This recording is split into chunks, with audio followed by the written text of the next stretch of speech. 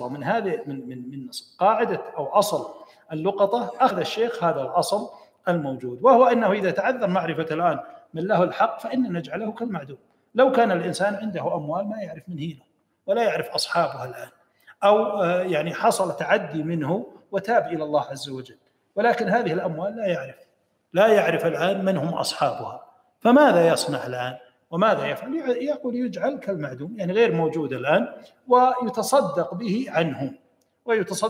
عنه ولكن أيضا بنية. لو جاء وطلع وظهر أحد منهم فإنه مثل اللقطة، فإنه يضمن أموال هؤلاء ويعطيها إياهم. فهذه القاعدة الآن الموجودة يعني تقول، أو ممكن نختصر هذه القاعدة: المجهول كالمعدوم. هذه من ضبط صياغات القواعد الفقهية. يعني صياغة الشيخ فيها طول، لكن لما نقول المجهول كالمعدوم، كلمتين: المجهول كالمعدوم.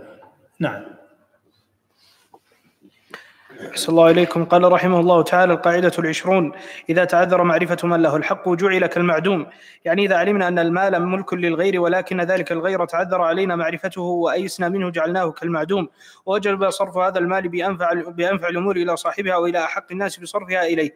ويترتب على هذا اللقطة إذا تعذر معرفة صاحبها بعد التعريف فهي لواجدها لأنه حق الناس بها. ومن كان بيده غصوب أو ودائع أو أمانات أخر جهل أربابها وأيس من معرفته، فإن شاء دفعها لولي بيت المال ليصرفها في المصالح النافعة، وإن شاء تصدق بها عن صاحبها، ينوي أنه إذا جاء صاحبها خيره بين أن يجيز تصرفه ويكون لصاحبها الثواب كما نواه المتصدق، أو يضمنها له ويعود أجر الثواب للذي باشر الصدقة.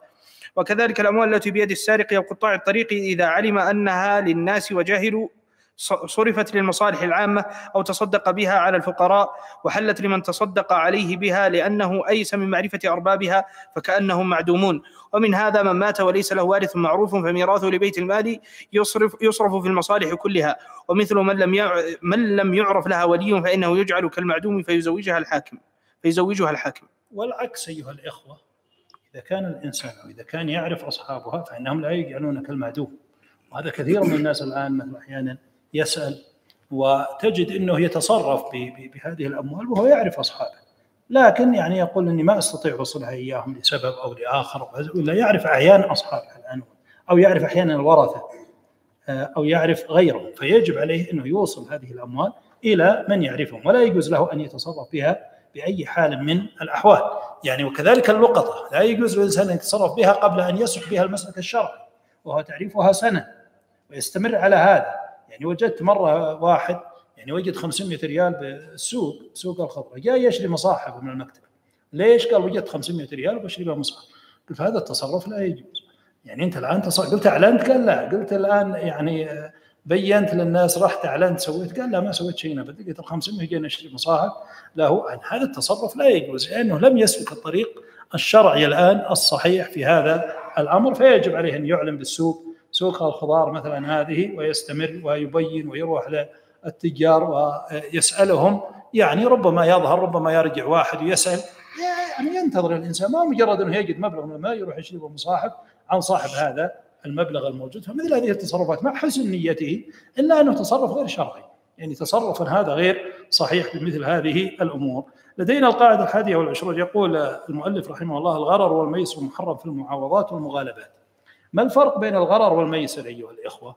الغرر يعني هو كل شيء مجهول العاقبة الموجود،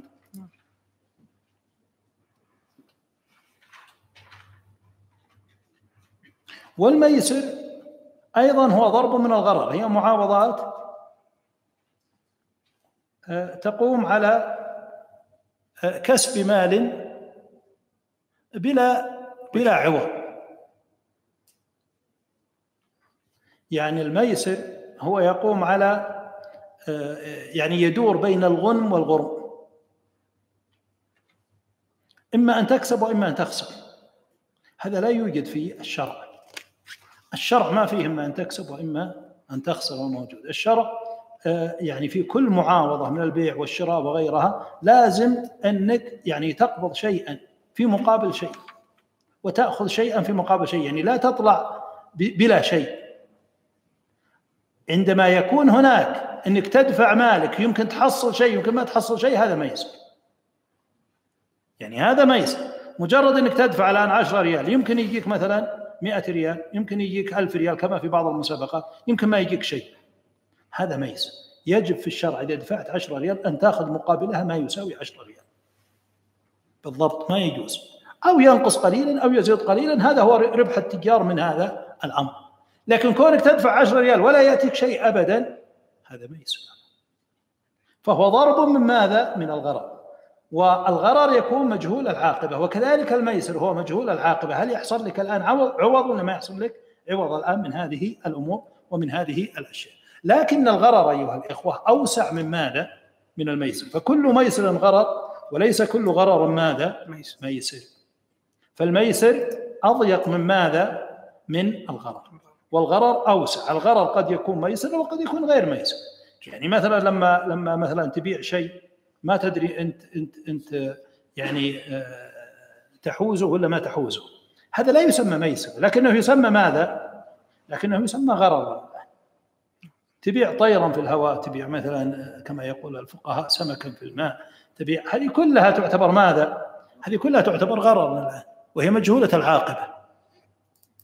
ما تدري هو أن تحصل على العوض ولا ما تحصل الآن. يعني فيه مشابهة مع الميسر، لكن الميسر لا، الميسر هي مغالبات تكون بين طرفين، وتجد أنه يعني يقدم أشياء ويقدم مسابقات أو غيرها من الأشياء وتدفع مالا، فقد يحصل لك هذا الأمر وقد لا يحصل هذا الأمر البتة، وقد يحصل لك أضعافا له مضاعفة، لكن غالبا أن الأضعاف هذه تكون قليلة، اللي يحصل عليها واحد، والذين يدفعون يكونون بالمئات أو بالآلاف أحيانا. فهذا هو الميسر، وهو المحرم بنص القرآن الكريم: إنما الخمر والميسر والأنصاب والأزلام رجس من عمل الشيطان فاجتنبوه لعلكم تفلحون. طيب، ما هو الغرر أيها الإخوة الجائز؟ هل في غرر جائز ولا ما فيه؟ هذا سؤال مهم. التبرعات، يقولون في التبرعات يجوز الغرر، بمعنى أنك لو تبرعت بشيء الآن ما تدري هو يحصل عليه ولا ما يحصل عليه، يقولون يجوز.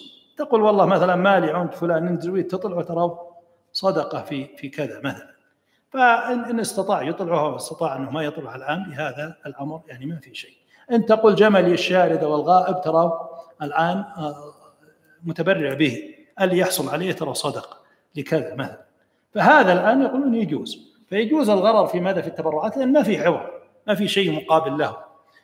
كذلك ما كان تبعا، فإنه يثبت ما كان تبعا ما لا يثبت تبعا ما لا يثبت استقلالا، مثل ما يقولون مثلا الحمل في البطن، فيجوز أنك تبيع، أو تجد أنك لما تبيعه يعني يزود ثمنه قليلا بسبب الحمل، صح ولا لا؟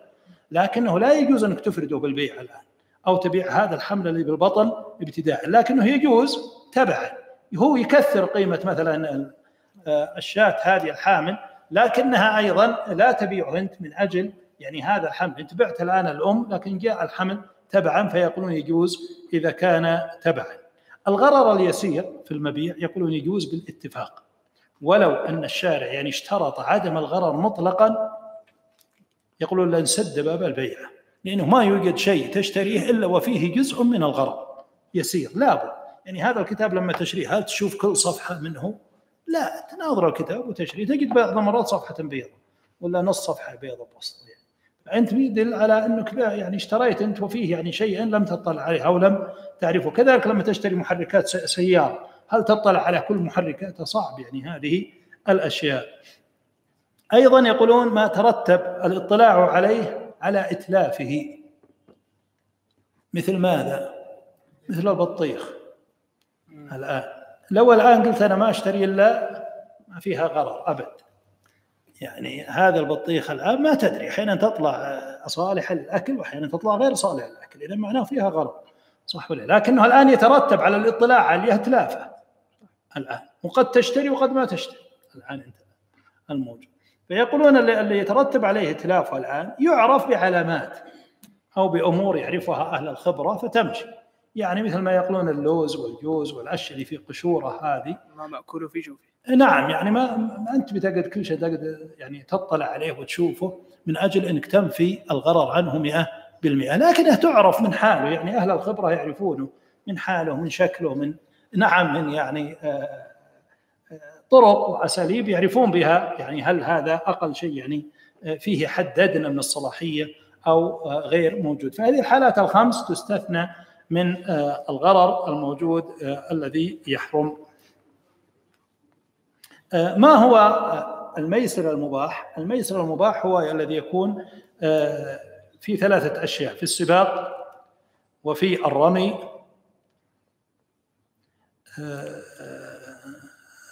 طبعا سواء كان يعني في الجهاد في سبيل الله لحديث لا سبق إلا في نصل أو خف أو حافر.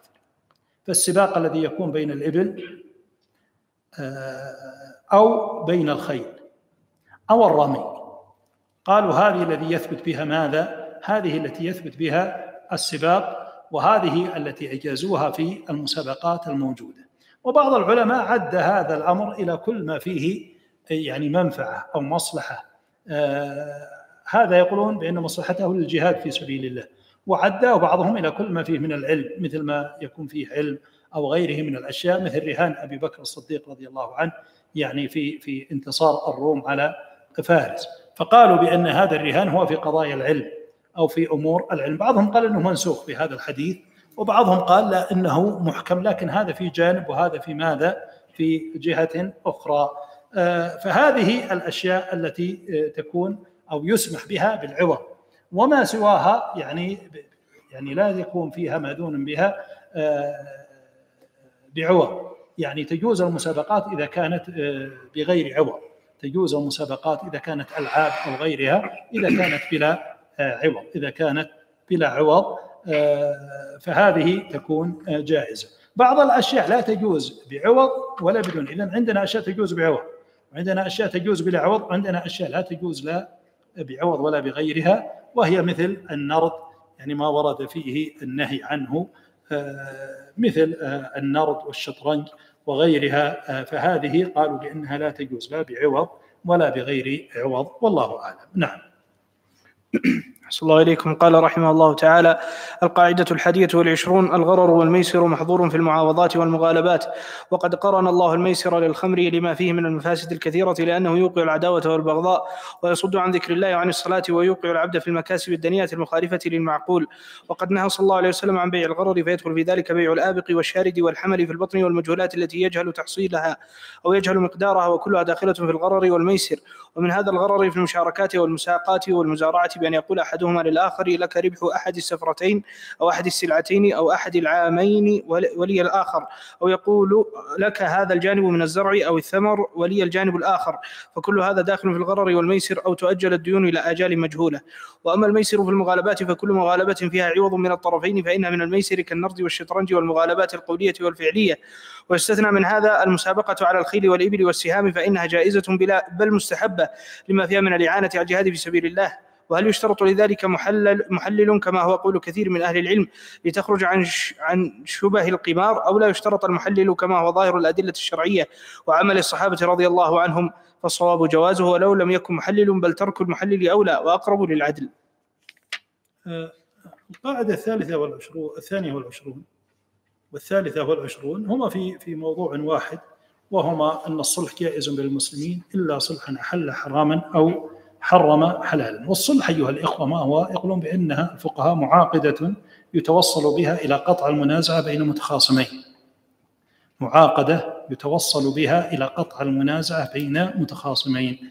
وهذا الحديث أيها الإخوة هذا نص حديث: الصلح جائز بين المسلمين إلا صلحا أحل حراما أو حرم حلالا. هذا ورد من عدة طرق يصححه بعض العلماء بمجموع طرقه، ومعناه صحيح ومتفق على معناه. فإن الصلح يعني ليس جائزا فقط، يعني ليس فقط يعني نقول إذا قلنا بأن الجائز هو المباح، لكن الجائز أعم من المباح، أوسع من المباح. فإن الجائز يشمل المندوب والمستحب الموجود. ولا شك أن الصلح فيه أجر عظيم وفضل كبير، بل أحيانا قد يجب الصلح، يعني يجب الإصلاح، خصوصا عندما تقوم المنازعات وتقوم البغضاء وقد تقوم أو تتطور الأمور إلى حروب أو إلى غيرها. واليوم نشاهد يعني الدول وغيرها من الأشياء قد تقوم حروب يعني شديدة وشنيعة كلها، فيأتي الصلح يعني بينهم ويحقن دماء المسلمين ويعني يبعد عنهم هذه الفتن العمياء التي تقوم بينهم. فالصلح له منزلة عظيمة، ولهذا نقول الصلح قد يكون جائزا وقد يكون مستحبا وقد يكون واجبا من الواجبات، فينهض من لديه قدرة على الصلح ويصلح بين الناس بهذا الأمر. ولهذا يأخذ المصلح الذي يصلح بين الناس يجوز أنه يأخذ من أموال الزكاة من أجل أنه يصلح لعظم منزلة الصلح. ولهذا يقول الله عز وجل: لا خير في كثير من نجواهم إلا من أمر بصدقة أو معروف أو إصلاح بين الناس، ومن يفعل ذلك ابتغاء مرضات الله فسوف نؤتيه أجرا عظيما. أجرا عظيما من أجل الصلح، فالصلح له منزلة عظيمة عند الله سبحانه وتعالى. فيسعى الإنسان للصلح بين الإخوة، بين الأصدقاء، بين الجيران، بين الزملاء، بين الزوج وزوجته، بين الأب مع أبنائه، بين الأقارب مع بعضهم. الصلح يعني موضوع خير عظيم، تجد كل يحتاج إلى هذا المشروع وإلى هذا الصلح الموجود، لكن بشرط أيها الأخوة أن لا نتعدى حدود الله في الصلح. فلا يجوز أن تصالح مثلا مرأة أو تأتي أن تصالح مرأة تقول والله اتفقنا بشرط أنه يطلق زوجته الثانية، يعني هذا لا يجوز، هذا محرم، لأن المرأة تسأل يعني طلاق أختها، هذا محرم كما ورد في الحديث الصحيح. إذا مثل هذا الصلح لا يجوز. أو يتصالحون بشرط أن مثلا لا يزور مثلا أخوه، أو لا يزور والده، أو لا يزور مثلا أحد، أو لا ينفق على مثلا من واجبة عليها النفق. كل هذا الصلح باطل لا قيمة له ولا وزن بأي حال من الأحوال. والصلح كله يقوم على الرضا بين المتخاصمين، ولهذا يعني الصلح يجب أن ينطلق من الرضا، من رضا المتخاصمين على موضوع الصلح. ولكن الصلح أيها الإخوة الأمة دائما بحاجة عظيمة، يبدأ من مستوى الأفراد إلى مستوى الجماعات إلى مستوى يعني القبائل إلى الدول إلى غيرها من الأشياء، كلها يدخلها الصلح، كلها يدخلها الصلح. فهو مشروع عظيم وكبير جدا يقوم به الناس من أجل هذه المصالح الكبيرة فيه. وكذلك الشروط، كل شرط أيها الإخوة، هذه الشروط التي تكون في العقود، لأن الشروط نوعان: شروط شرعية لصحة العقد، وشروط يتعاقدها المتعاقدان لمصلحة أحد المتعاقدين. الشروط الشرعية هذه مثل الشروط السبعة للبيع: معرفة الثمن ومعرفة المثمن وعدم الجهالة وغيرها من الشروط، ويعني كون الثمن والمثمن يعني مباحا غير محرم، وغيرها من الشروط الموجودة المعروفة. هذه تسمى شروط شرعية، هذه لا يجوز أن أحد يتعدى هذه الشروط. ولو عقد عقدا وتجاوز أحد هذه الشروط فإن العقد باطل، لا يصح هذا العقد، العقد باطل أو فاسد، لا يصح هذا العقد ولا يمضي هذا العقد ولا يؤثر هذا العقد. لكن المقصود هنا بالشروط ما هي؟ المقصود بالشروط أيها الإخوة هنا هي الشروط التي تكون بين المتعاقدين. فيجوز مثلا أنا أبيع الآن هذا الكتاب لكن أقول بشرط أن يخليه عندي أسبوع، أبيع السيارة أقول بستعمله ترى شهر، هذا شرط. يصح هذا الشرط ولا ما يصح؟ يصح. طيب وش الشروط؟ والشرط هذا الشرط حتى يصح شرطان: الشرط الأول أن لا يكون فيه حرام، أن لا يكون، أو اشترط يعني شرطا يكون فيه شيئا ماذا؟ محرم في هذا العقد الموجود لدي. فأنا في هذه الحالة لو اشترطت شرطا محرما فإنه لا يجوز بأي حال من الأحوال. فالشرط الآن الموجود، الشرط الآن الموجود الذي يحرم حلالا أو يحل حراما فإنه لا يجوز هذا الشرط. الشيء الثاني أن لا يخالف الشرط مقتضى العقد، لا يخالف مقتضى العقد. أنا أقول ببيع عليك السيارة لكن بشرط أنك ما تبيعها، تخليها عندك، مثل ما يقول بعضهم الآن ببيع عليك هذا، هذه الآن فيه معاملات معاصرة، ببيع عليه وتبقيها سنة حتى أشتريها منك بعد سنة، فيشرط عليه أنه يبيعها خلال سنة، ثم بعد ذلك يشترط عليه أنه يشتريها منه بعد سنة. هذا يخالف مقتضى العقد. مقتضى صنع عقد البيع ما هو؟ حرية التصرف. أنا كوني الآن يشترط علي قيد الآن بأني ما أستعمل هذا، مثل الآن لو عقد عقدا على امرأة قال بشرط لا تستمتع بها الآن، هذا ينافي مقتضى ماذا؟ العقد الموجود. مقتضى العقد هو الآن يعني هو الاستمتاع بهذه الزوجة، بقوله تعالى فما استمتعتم به منهن فآتوهن أجورهن الآن، فجعل الاستمتاع مقابل ماذا؟ المهر الذي يعطى للمرأة.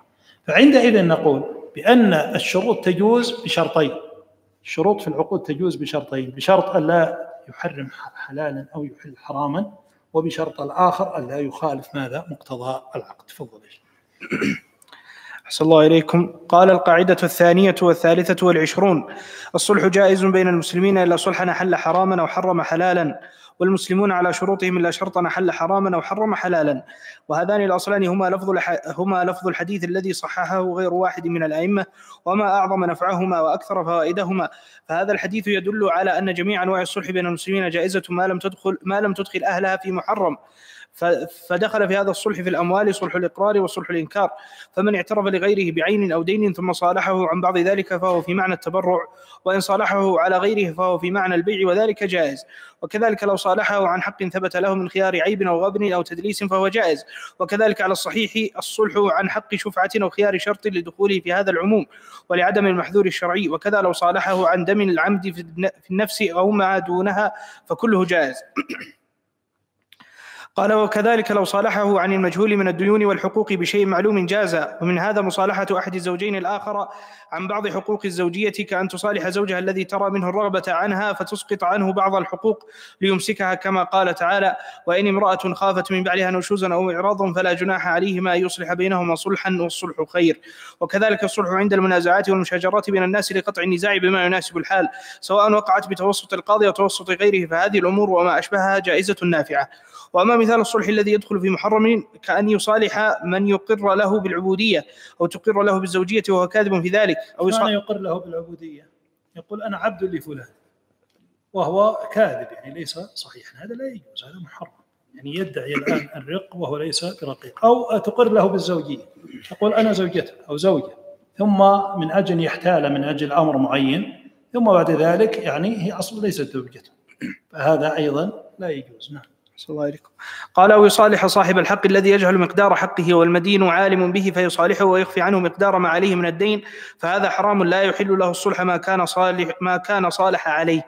والأصل آخر الشروط التي يشترطها المتعاقدان وأحدهما على الآخر فكلها جائزة لما فيها من مصلحة المشترط وعدم المحذور الشرعي، كان يشترط البائع أن ينتفع بالمبيع مدة معلومة أو يشترط التأجيل إلى أجل معلوم، أو يشترط البائع أن ينتفع بالمبيع مدة معلومة أو يشترط التأجيل إلى أجل معلوم، أو يشترط وثيقة رهن أو ضمين أو كفيل، أو يشترط المشتري صفة مقصودة في المبيع ككون العبد كاتبا أو يحسن الصنعة الفلانية أو الدابة سهلة السير أو لبونا أو الطير صيودا ونحو ذلك من الصفات المقصودة.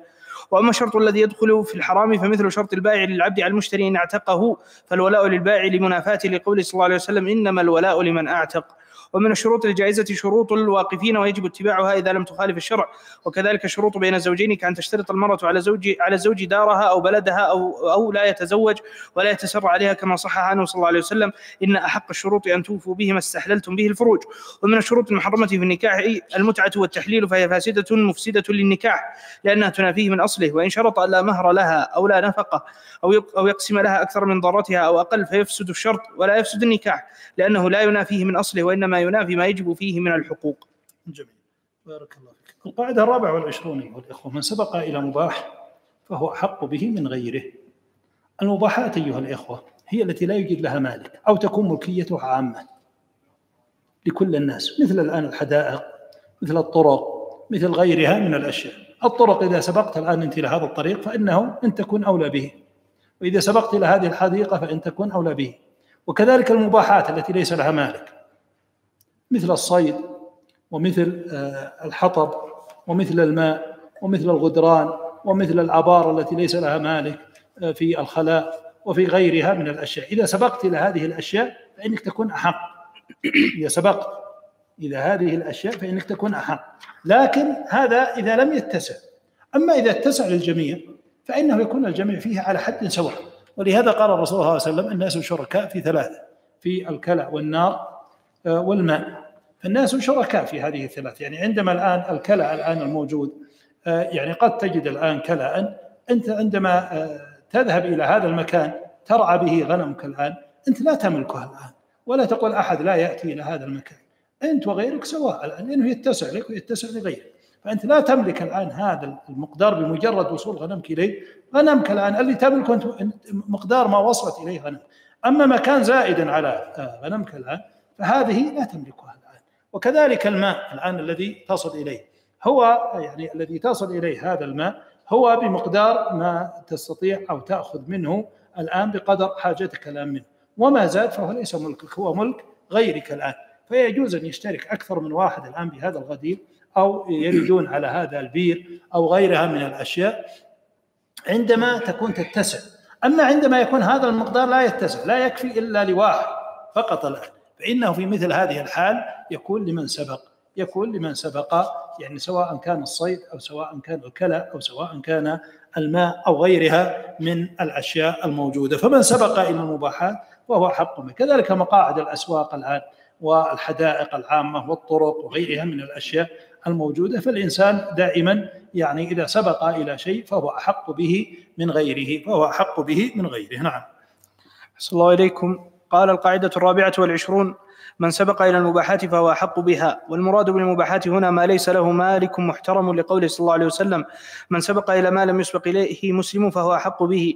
فيدخل في هذا السبق إلى إحياء الأرض المواتي، فمن عمرها ببناء أو حفر بئرا وصل إلى مائها، أو إجراء ماء إليها، أو تنقيتها من الأحجار التي لا تزرع مع وجودها، أو منع المياه المستنقعة التي لا تزرع مع وجودها، ملكها ولم يزاحمه أحد فيها. وكذلك لو كان النهر المباح أو الوادي المباح يسقي حروثا وبساتين وتنازع أيهما يبدأ، فإنه يبدأ بالأعلى فالأعلى، فإذا شرب أرسله إلى من بعده. وأما المياه المملوكة فهي على قدر الأملاك والاتفاق الذي جرى بينهم. ومن فروع هذا الأصل السبق إلى صيد البر أو البحر أو الحطب والحشيش ونحوها من المباحات، فمن سبق إلى شيء من ذلك واحتازه ملكه، وأما مجرد رؤيته له فلا يملكه بذلك.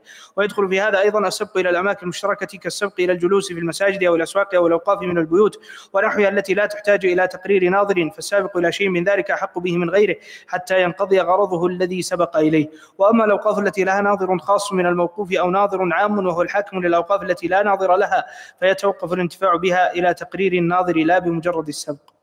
جميل، بارك الله فيك.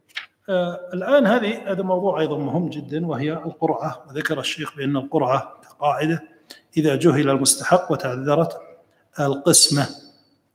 القرعة أيها الأخوة واردة في القرآن الكريم في قوله تعالى: فساهم فكان من المدحضين، وقوله تعالى: وما كنت لديهم إذ يلقون أقلامهم أيهم يكفل مريم.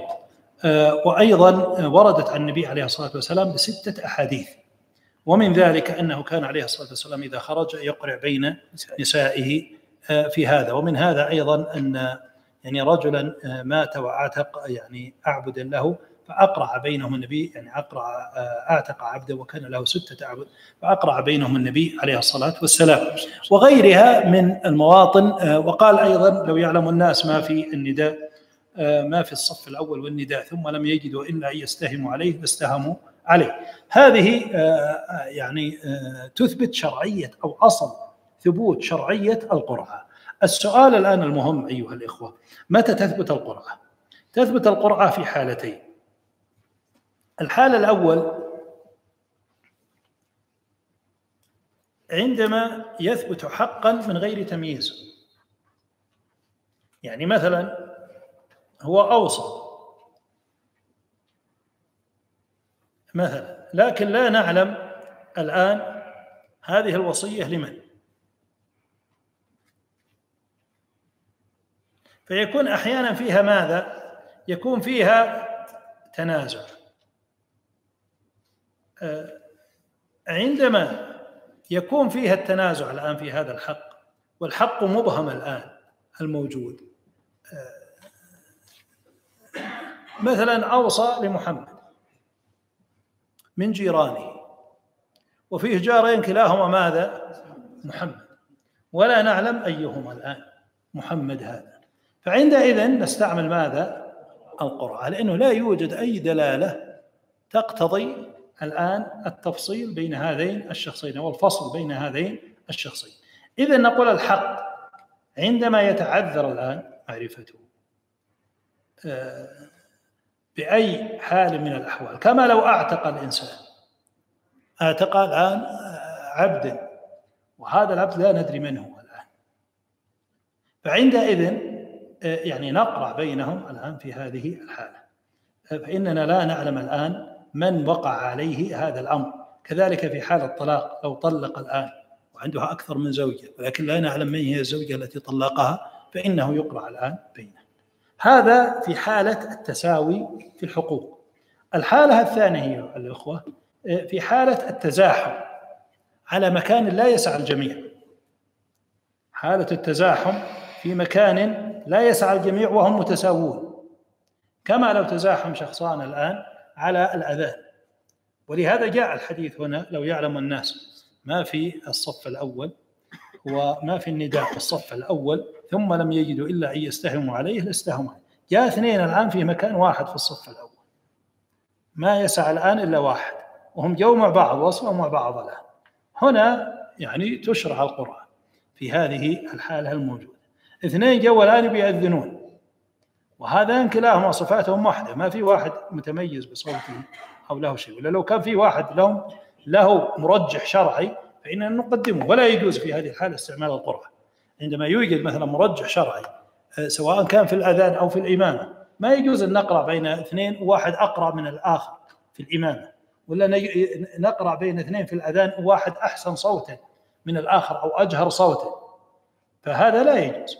لكن عندما يتساوي في كل شيء هنا تكون ماذا؟ تكون القرعة. طيب، وتحرم القرعة في موضعين: إذا ترجح بأمر شرعي وتحققت المصلحة بأن فلان أولى من فلان، كما قلنا قبل قليل: يعم القوم أقرأهم لكتاب الله.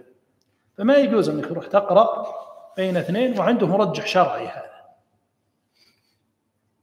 أقرأ لكتاب الله عز وجل وأحفظ وأضبط أو أفقه، عنده فقها، فعندئذ يقدم هذا الشخص. الحالة الثانية: إذا ظهر الحق بأي أمارة من الأمارات التي تكشفه بقرينة أو شهادة، مثل ما قلنا قبل قليل: أوصل محمد من جيراني، ما نعلم من هو محمد، لكن جاء واحد وشهد قال: أشهد أن الذي أوصله هو فلان، ما هو فلان. ما يجوز أن نقرأ على هذا. إذن إذا تبين الحق بشهادة رحمكم فإنه لا يجوز. إذن نقول القرعة تستعمل في حالتين: عند الإبهام وعند التزاحم، وتحرم في موضعين: عندما يتميز أحدهما أو ينفك الإبهام.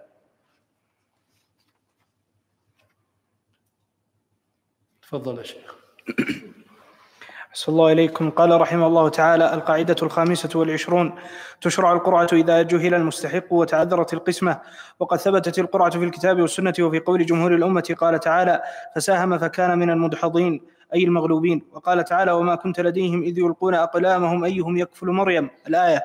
وقد ثبتت في عدة أحاديث صحيحة: فمتى تشاح اثنان فأكثر في الأذان أو الإقامة أو الإمامة ولم يكن لأحدهما مرجح أقرع بينهما. وكذلك لو بذل ماء أو ثوبا أو إناء أو نحو ذلك لأحد أشخاص ولم يعين الباذل من هو له ولم يقل لكم جميعا، أخرج المستحق بقرعة. ومنها التقديم إلى الإمام أو إلى القبلة في القبر أو إلى الدفن في بقعة معينة ولم يكن لأحد الموتى مزية ولا سبق، فإنه يقرع بينهما أيهما يرجح. ومنها إذا تداعيا عينا بيد غيرهما ولم يكن لأحدهما بينة ولا مرجح أقرع بينهما. ومنها إذا استبق اثنان إلى شيء من المباحات ولم يمكن الاشتراك أقرع بينهما. ومنها إذا مات عن زوجات وقد طلق إحداهن طلاقا يقطع الإرث وجهل عين المطلقة عينت بقرعة. ومنها الأولياء المستحقون للولاية المتساوون إذا تشاحوا أقرع بينهم، ويتعين منهم من أذنت له في تزويجها إذا كان إذنها معتبرا. ومنها إذا طلق مبهمة من نسائه ولم ينوي معينة أخرجت بقرعة. ومثل لو أعتق عبدا من عبيده وأنسيه أخرج بقرعة، أو اعتق عبيده في مرضه المخوف إذا اتصل به الموت وهم جميع تركته ولم يجز ذلك الورثة، أخرج ثلثهم بقرعة فعتقوا ورق الآخرون وصاروا تركة. وكل ما أشبه هذه المسائل فطريقها. وأما إذا علم اشتراك في الأعيان أو الديون وأرادوا أن يقترعوا على أن من خرجت له القرعة فالمال له من عين أو دين، فهي من مسائل الميسر المحرمة بالنص والإجماع. بارك الله فيك. الآن لدينا القاعدة 26 وهي قاعدة أيضا في الضمان. تلاحظون أن الشيخ يعني تكلم بقواعد كثيرة في الضمان. يقول يقبل قول الأمناء في الذي تحت أيديهم من التصرفات والإتلافات وغيرها إلا ما خالف الحس والعادة. الآن الأمناء كما قلنا قبل قليل، الأمين هو كل من قبض المال بإذن صاحبه أو بإذن شرعي، هذا يسمى أمينا. وكل ما يدعونه من الإتلافات فإنهم يصدقون بها لأنه أمين. وأنت ما سلمت الوكيل مثلا، أنت وكلت واحد على مال معين وتلف هذا المال وقال بأنه تلف، فإنه يصدق بهذا. قال قول الأمناء في التصرف أو التلف. وش التصرف؟ يعني البيع أو الإجارة. يقول والله بعت المال الفلاني بقيمة كذا، فإنه لما يقول أني بعت هذا المال فإننا نصدقه لأنه مفوض هو في البيع، أو مفوضه في الإجارة، يقول أجرت هذا فإننا نصدقه، يقول والله أجرته بقيمة مثلا كذا، فإننا نصدقه بهذا. يعني لا نقول جيب شهادة على أنك بعت السيارة 100,000 الآن، خلاص أنت أعطيته السيارة قلت معه الآن وهو قال هذا القيمة اللي يجيب، أنت ما حددت له مثلا ثمن الآن، أو قلت أجر هذا البيت وأجر هذا البيت أنت ما قال والله أجرته بمبلغ كذا، فإننا نصدقه بهذا. الأصل أنه يصدق ولا يكذب. قال أو التلف ما لم يخالف الحس والعادة. وشلون يخالف الحس والعادة؟ مثلا أحيانا في التلف يعني تجد أنه مثلا يقول والله تلفت هذه السيارة، تلفت سيارة وهو موقف سيارته جنبه لكن السيارة الثانية ما جاء شيء مثلا. أو يقول سرق هذا المال، وتجد أنه سرق مالا الآن من خزنة مثلا، سرق هذا المال وماله لم يسرق، فيقولون هذا يعني يضع علامة ماذا؟ شك فيه. فهذا يخالف الحس أو يخالف العادة، لأن مثل هذه الأمور عادة يعني لا يمكن مثلا من سرق يسرق مثلا الكل، إذا جاءت آفة مثلا أو جاء شيء فإنه يقضي على الكل، ما يبقى ماله بدون مثلا هذا المال. فكون ماله لم يتلف ومال مثلا موكله تلف الآن يجعل على الوكيل علامة ماذا؟ مثل ما نقول علامة استفهام متعجب، يعني الأمر ليس على ظاهره. فلهذا إذا خالف العادة أو غيرها من الأشياء يطالب الآن بالبينة، أو يطالب الآن بالبينات الموجودة التي يعني تطلب منهم. وهذا يعني أمر مهم طبعا ما لم يتعدى ولم يفرط، هذا يعني قلنا وفهمتوه في الضمان الموجود لدينا. من هم الأشخاص الذين لا يضمنون؟ 4. من أتلف مال غيره لدفع أذاه عنه فلا يضمن.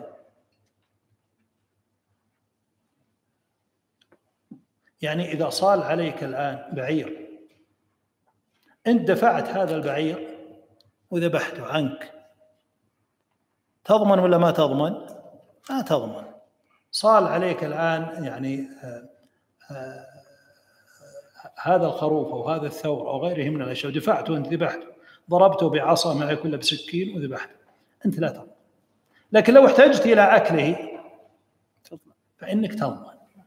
نحرت هذا البعير وأنت محتاج إلى أكله فإنك تضمن. فالاضطرار كما يقولون لا يبطل حق الغير، هذه قاعدة، الاضطرار لا يبطل حق الغير.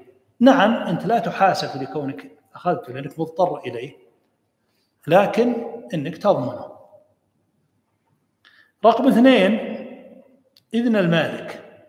كل من أذن لك بماله فإنك لا تضمن، سواء كنت وكيلا أعطاك إياه قال خذ هذا المال هدية، أذن لك بالتلف بإتلافه وأتلفته، قال خذ هذا الطعام، خذ هذا الماء، خذ هذا العصير اشربه، أتلفته أنت، خلاص لا تضمن. 3 إذن الشارع.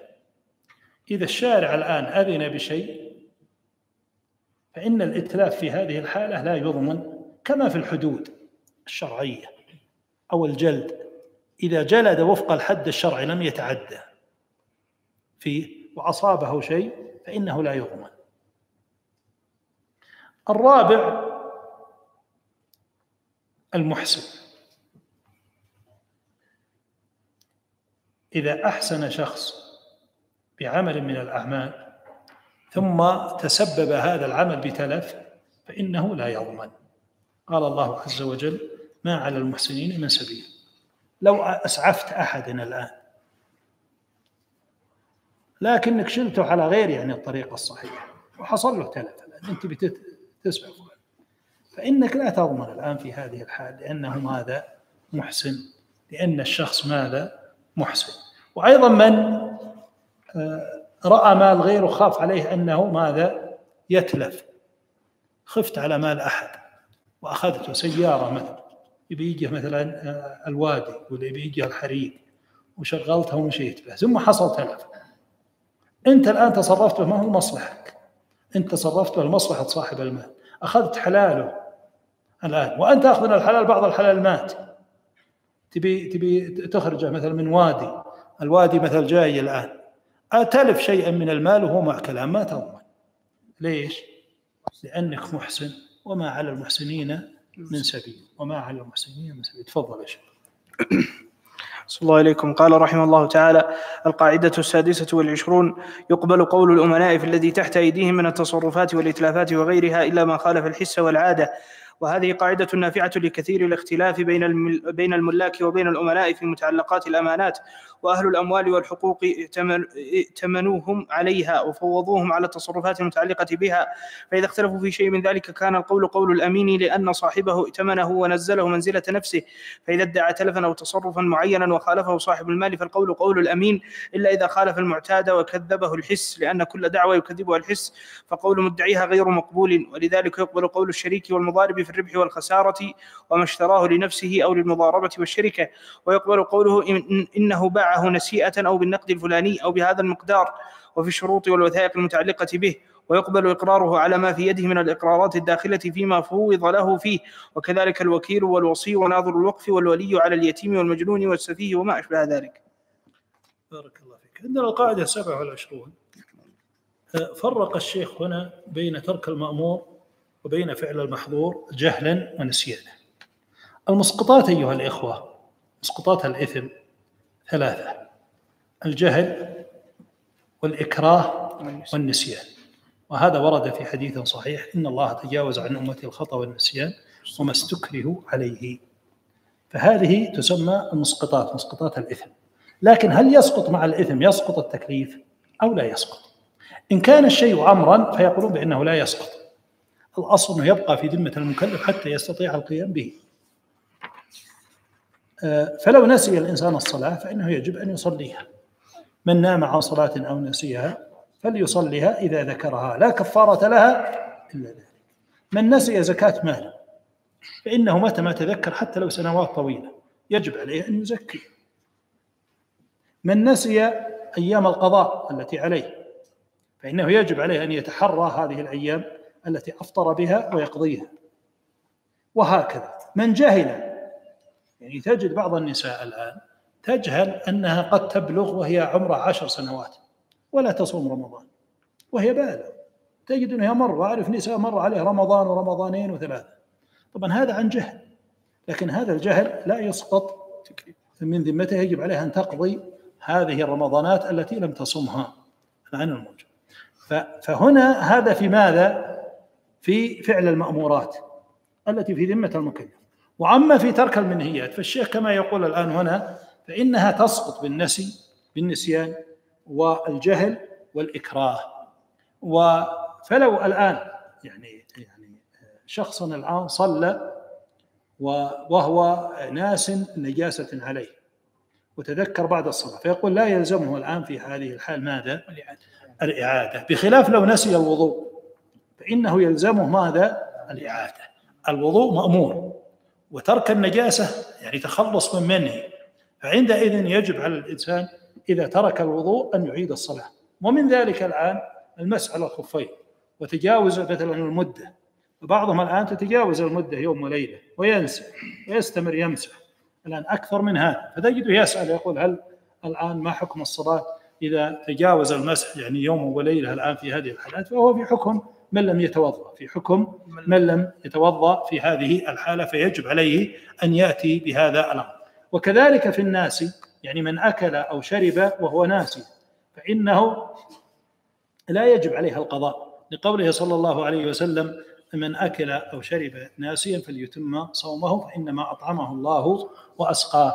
وكذلك من يعني غلب على ظنه غروب الشمس فأفطر لهذا السبب ثم ظهر طبعا بعلامات، وتكون هذه العلامات صحيحة، ثم بان بأن هذا الأمر الآن أو بأنه لم تغب الشمس، فإنه لا يلزمه القضاء، على خلاف بين العلماء في هذه المسألة الموجودة لدينا. وكذلك من تكلم بالصلاة ناسيا أو جاهلا، كما في قصة معاوية ابن الحكم رضي الله عنه لما تكلم في الصلاة فإنها لم تبطل صلاته.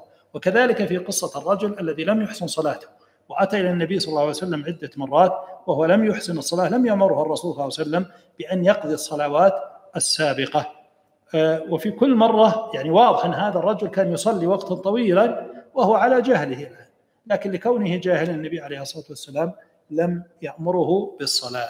إذن هذه القاعدة يعني عمل ابن تيمية رحمه الله على طردها، ويعني ارتكز لهذه القاعدة حتى استطاع أنه يطردها بهذا الشكل، بأن المنهية لم يتخلف شيء من الشرع فيها، بمعنى أن الشرع لم يأمر أحدا في قضية منه نتج عن الجهل ولا النسيان ولا الإكراه بأن يأتي بها، بخلاف المأمورات فكلها أمروا بأن يأتوا بها. تفضل يا شيخ. صلى الله عليكم. قال رحمه الله تعالى: القاعدة 27: من ترك المأمور جهلا أو نسيانا لم تبرأ ذمته إلا بفعله، ومن فعل المحظور وهو معذور بجهل أو نسيان برئت ذمته وتمت عبادته.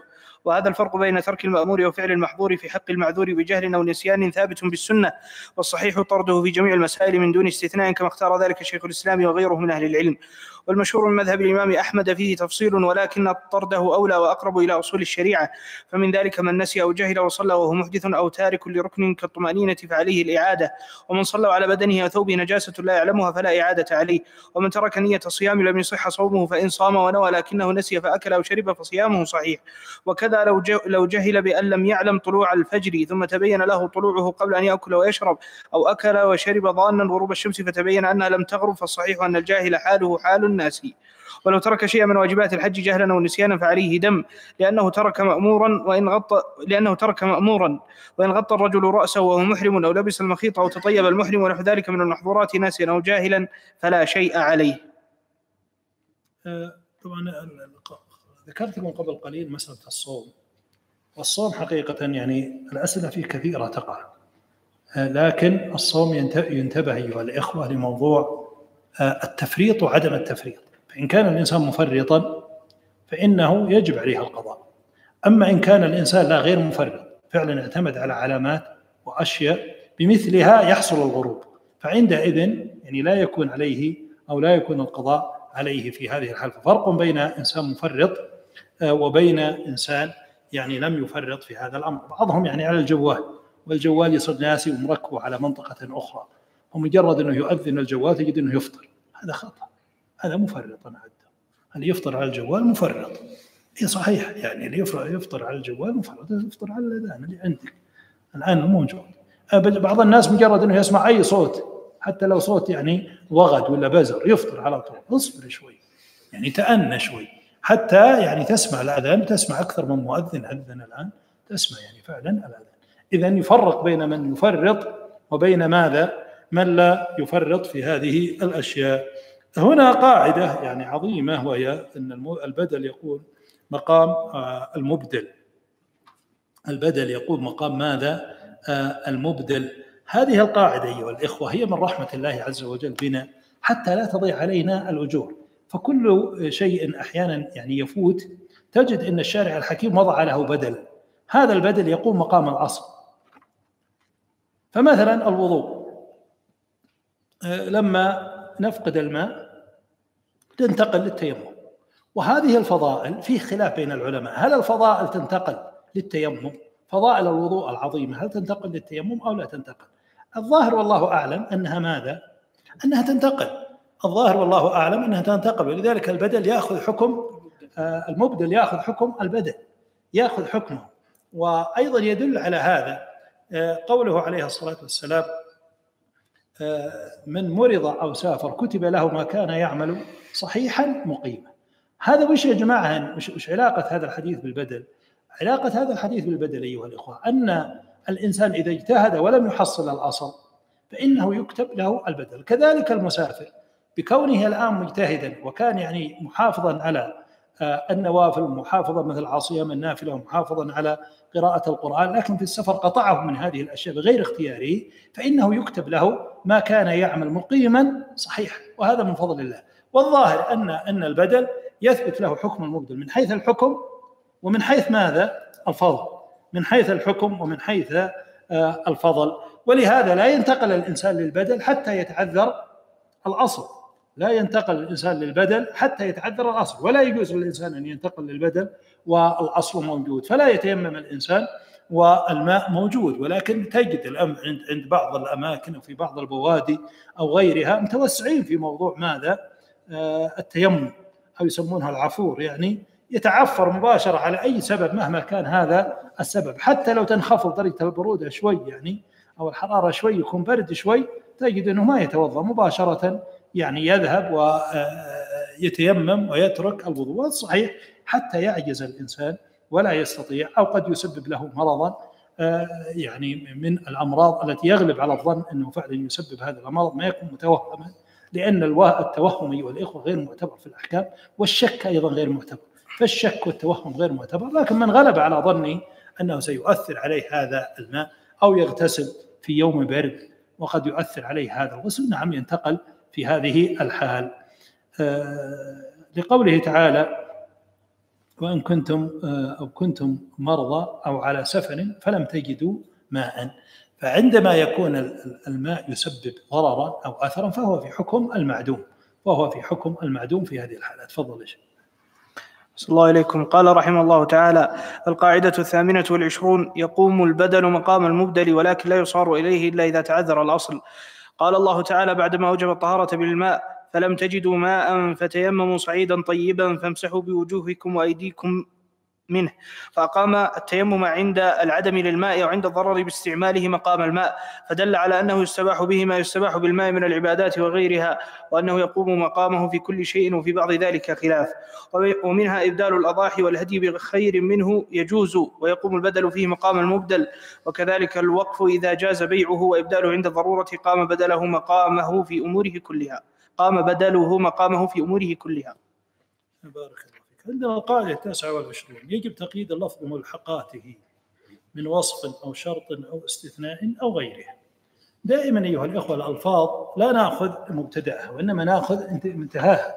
فعندما نجد الآن اللفظ الآن مثلا لما نجد الآن لفظ الأوصية الذي يوصي، فعندما يوصي الآن ويقول: أوصيت بمالي هذا مثلا للفقراء الموجود، فنحن نأخذ هذا الوصف، هذا الوصف معتبر، الفقر معتبر. أو عندما يوقف ويقول: أوقفت على الفقهاء، أوقفت على العلماء، أوقفت على طلبة العلم الآن، فعندئذ ماذا؟ يؤخذ هذا اللفظ الآن. هذا اللي يسميه الآن هنا الشيخ ماذا؟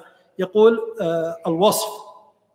فالوصف معتبر في الألفاظ، وكذلك في ألفاظ القرآن الكريم الوصف معتبر، وهي هذه اللي تسمى عند العلماء أو تسمى عند علماء الأصول هي المخصصات المتصلة. المخصصات المتصلة تكون بالاستثناء وتكون بالشرط وتكون بالوصف وتكون بالبدل. يعني هذه المخصصات التي تسمى المخصصات ماذا؟ المتصلة، يعني التي تأتي بنفس اللفظ. وعندما يقول الله عز وجل: والعصر إن الإنسان لفي خسر إلا الذين آمنوا الآن، إذن هذا استثناء، إذن يجب أن نعتبر. إذن هنا لا نأخذ نقول كل الناس في خسر ونسكت، لا، يجب أننا نلحق به الوصف.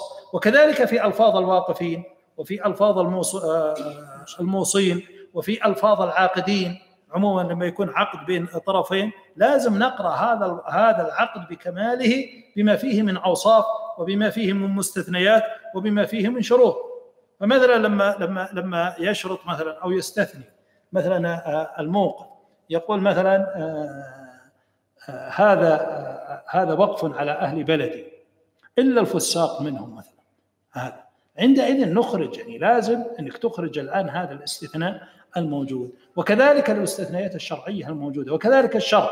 والمقصود هنا بالشرط اللغوي، ليس هو الشرط اللغوي، ليس هو الشرط الشرعي، مثل قول الرسول صلى الله عليه وسلم: خياركم في الجاهلية خياركم في الإسلام إذا فقهوا. إذن هذا هو الشرط، إذا هذه شرطية، إذا فقهوا. فعندما يفقهون يكونون هم الخيار، أما إذا لم يفقهوا فإنهم لا يكونون خيارا في هذا. فعندئذ الشرط هذا مهم، يعني إذا وجدنا الآن شرطا من الشروط الآن موجود، أو استثناء أو صفة أو بدل، يعني حتى البدل مثل قوله تعالى ولله على الناس حج البيت من استطاع إليه سبيلا، هذا بدل الآن من الناس، وهو الحج واجب على الناس من استطاع إليه، ليس كل الناس، ولكنه هذا بدل جزء من كل أو بعض من كل. فعندئذ عندما يكون لدينا أحد هذه الأربعة يجب أن نعملها في الألفاظ، وهذه من دلالات الألفاظ، يعني هذه قاعدة أصولية لفظية من دلالات الألفاظ، أنه يجب علينا أن نعمل المستثنيات والأوصاف والشروط والأبدال في الألفاظ، ولا نتركها أو نهملها بأي حال من الأحوال. نعم يا شيخ. صلى الله إليكم. قال رحمه الله تعالى: القاعدة 29 يجب تقييد اللفظ بملحقاته من وصف أو شرط أو استثناء أو غيرها، وهذا الأصل واضح معلوم من لغة العرب وغيرها ومن العرف بين الناس، لأنه لو لم يعتبر ما قيد به الكلام لفسدت المخاطبات وتغيرت الأحكام وانحل النظام، وهذا مضطرد في كلام الله وكلام رسوله وكلام جميع الناطقين. فكما أننا نستفيد من كلام الله وكلام رسوله ونعتبر ما فيها من القيود المخصصة لإطلاقات الكلام، فكذلك نعتبر ذلك في كلام الناس ونحكم عليهم بما نطقوا به من إطلاق وعموم ومن قيود وتخصيصات. ويدخل تحت هذا الأصل من الأحكام ما لا يعد ولا يحصى من ألفاظ المتعاقدين ومن شروط الوقف والوصايا ومن التقييدات الواقعة في العتق والطلاق وشروط الطلاق والأيمان داخلة في هذا الأصل، والله أعلم. بارك الله فيكم. عندنا القاعدة 30، لعلنا نأخذ هذه القاعدة وهذا المنتصف الآن، احنا وصلنا اليوم إلى المنتصف. جزاك الله خير. الله يكتب. فالقاعدة 30 أيها الإخوة، هذه قاعدة مهمة يعني في التبصر في معرفة كيف يعني نضبط هذه الشراكات والأملاك. فيقول الشركاء في الأملاك والحقوق والمنافع يلزم الممتنع منهم بما يعود على المشترك من الأمور الضرورية والمصارف والتعميرات وغيرها، ويشتركون في زياداتها ونقصانها بحسب أملاكهم، ومع الجهل بمقدار ما لكل منهم يتساوون. هذه قاعدة ذكرها الشيخ، وهذه القاعدة يعني فيها طول، يعني تحتاج إلى اختصار وتحتاج إلى اختزال، بمعنى أن نذكرها بنص يعني سطر حتى تكون يعني قاعدة. لكن خلاصة هذه القاعدة ما هي؟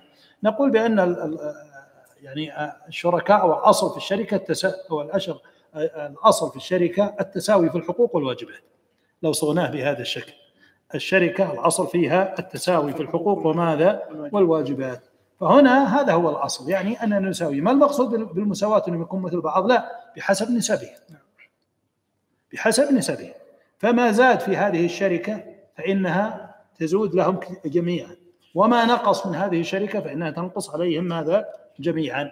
وأيضا كما قال هنا الشيخ يلزمون، يعني يلزم الممتنع بما يعود على الشركة بالضرر، فيجب على الجميع. الآن إذا كانوا مشتركين بشيء، الآن أناس مشتركين الآن بمزرعة، وناس مشتركين بعمارة، وناس مشتركين يعني بسيارة، وناس مشتركين، إذا كان فيها ضرر فإنهم يلزمون لدفع المبالغ بحسب حصصهم من أجل إصلاح هذه العمارة، ومن أجل إصلاح هذه المزرعة، ومن أجل إصلاح هذه السيارة. لو تعطل فإنهم يلزمون في هذه الحالة، لأن الضرر متعدي الآن.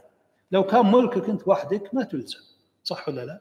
ما تلزم، يعني ما تلزم. سيارك خربت ما تصلحها بكيفك، هذا يرجع إليه. لكن سيارة مشتركة الآن تقول أنا ما ندافع، أنت مدفع وأنا ما ندافع، ما هو صحيح.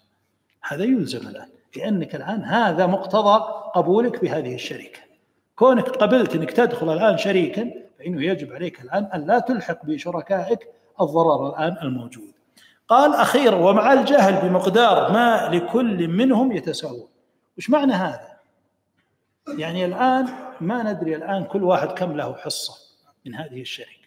يعني شركة قديمة أو أموال دفعت قديمة، واختلفنا الآن ما ندري كل واحد كم له. هل هذا له الثلث، وهذا له نص، وهذا له ربع، أو هذا له سدس، أو هذا له ثمن، ما ندري كم. يقول إننا نجعلها على السواء، نخليهم متساوي. إذا كانوا مثلا 10 نحط كل واحد 10، إذا كانوا 5 نحط كل واحد خمس، إذا كانوا 2 نحط لكل واحد ماذا؟ نصف. فمع الجهل ماذا؟ يتساوون، مع الجهل يتساوون، ما ندري يعني الآن. ومثلها الآن مثلا بعض المرات يعني تجد مثلا عندما يشتركون مثلا في حيازة بعض الأشياء، فتجد إن هذا يجيب أكثر من هذا وهذا يجيب أكثر من هذا وهذا، ما ندري كل واحد كم جاب الآن، ويخلطونه مع بعض. نقول كل واحد مثل الصيد الآن، هذا يجيب صيد وهذا يجيب صيد وهذا يجيب صيد، ما ندري كل واحد كم له بالضبط الآن موجود. نقول الأصل أنكم تساويون، قسمة إذا كانوا 2 نقسمه بينهم، إذا كانوا 3 أيضا نقسمها 3، وهكذا في هذه القضية. نعم تفضل يا شيخ. صلى الله عليكم. قال رحمه الله تعالى: القاعدة 30: الشركاء في الأملاك والحقوق والمنافع يلزم الممتنع منهم بما يعود على المشترك من الأمور الضرورية والمصارف والتعميرات وغيرها، ويشتركون في زيادتها ونقصانها بحسب أملاكهم، ومع الجهل بمقدار ما لكل منهم يتساوون، لأنه لا ضرر ولا ضرار. ويدخل في ذلك شيء كثير، فإذا احتاجت الدار إلى تعمير وامتنع أحد الشركاء أجبر على التعمير، وإن كان لو كان وحده لم يجبر، لكن إذا تعلق به حق الغير وجبت المعاونة المضطر إليها، كما يجب عليهم أن يتفقوا على المماليك المشتركة من آدميين أو بهائم. وكذلك لو احتاجت البئر أو النهر أو الأرض إلى تعمير عمروها جميعا على قدر أملاكهم، ولا فرق بين الأملاك الحرة والأوقاف. وكذلك يلزم كل واحد من الجيران مباناة ما بينهما من الجدران التي يحتاجها كل منهم لسترة أو بناء عليها. وكذلك إذا زادت الأملاك المشتركة بذاتها أو أوصافها أو نمائها المتصل أو المنفصل أو نقصت، فهم مشتركون في زيادتها ونقصانها على قدر أملاكهم وحقوقهم. فالمواشي المشتركة على وجه الإشاعة إن نمت فلهم كذلك، وإن نقصت عليهم كلهم. وكذلك العقارات والأواني والأثاث وغيرها، والمحجور عليه لحق غرمائه إذا لم تفي موجوداته بديونهم قسمت عليهم بمقدار حقوقهم، إلا أن يكون لأحدهم تميز بعين باعها وهي عنه المفلس لم يتعلق بها حق للغير، وإن لم ينقد من ثمنها شيئا فهو أحق بها. ومن له رهن اختص به، فإن بقي من دينه شيء أدلى به مع الغرماء.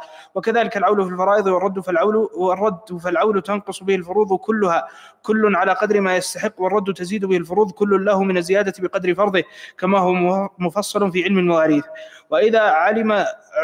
وإذا علم اشتراك المشتركين في شيء وتعذر معرفة مقدار ما لكل منهم حكم لهم بالتساوي. وكذلك إذا وقف موقف أو وصى موصل أو أقر مقر لجماعة بشيء أو لجهات ولم يقدر ما لكل منهم أو منها، فإنه يحكم فيها بالتساوي. وكذلك شركة الأبدان يتساوون فيما يحصل إذا لم يشترطوا التفاضل. وأما شركة العنان فإذا لم يشترطوا مقدار ما لكل منهما من المكسب، كان المكسب على قدر أموالهم. بارك الله فيكم، والله أعلم، وصلى الله وسلم على نبينا محمد وعلى آله وصحبه أجمعين. نكمل إن شاء الله غدا باقي 30، لكن القواعد المتبقية ترى يعني مختصرة، أخصر من الأولى، هي فيها طول. القواعد المتبقية لعلنا أيضا ندخل غدا في يعني يمدينا ندخل في الفروق، لو نأخذ يعني شيئا من علم الفروق لأهميته و يعني قيمته الفقهية، والله أعلم. صلى الله عليه وسلم.